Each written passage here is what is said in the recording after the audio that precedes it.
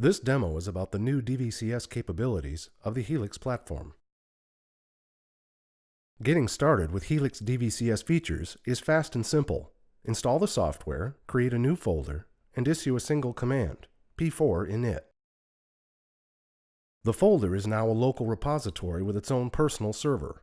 Starting out like this is perfect for little side projects, or projects whose final resting place in the larger depot structure isn't yet clear. Let's take a brief look at the files that generated.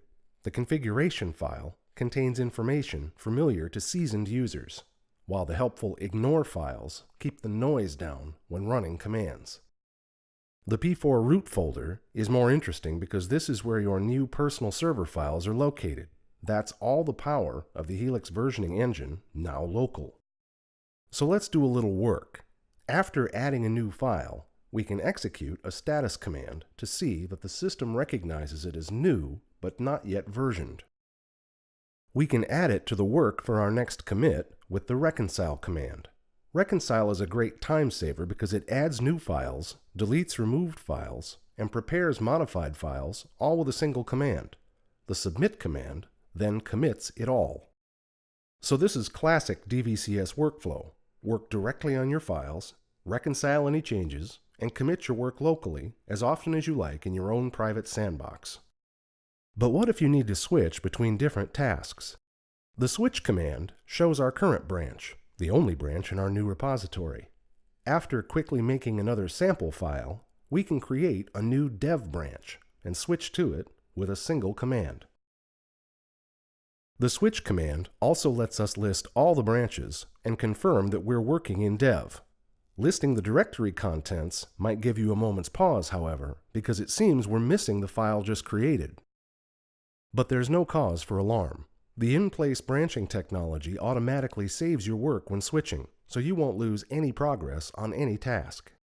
A quick switch back to the main branch confirms this, as the file is again present. Lightweight, in-place branching has never been simpler or safer. But of course, you won't always be starting from scratch or working alone. Getting content from a shared server instead is just as easy.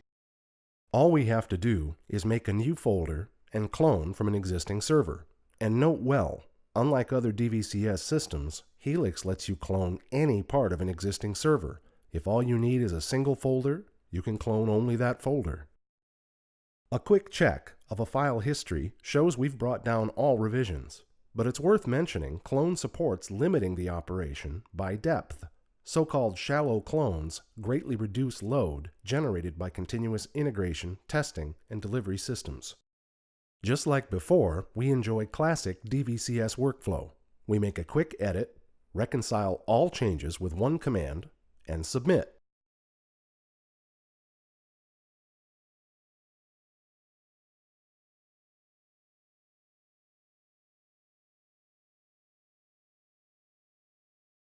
When we're ready to share our work, a simple push command sends it all back to the server where others will pick up our changes.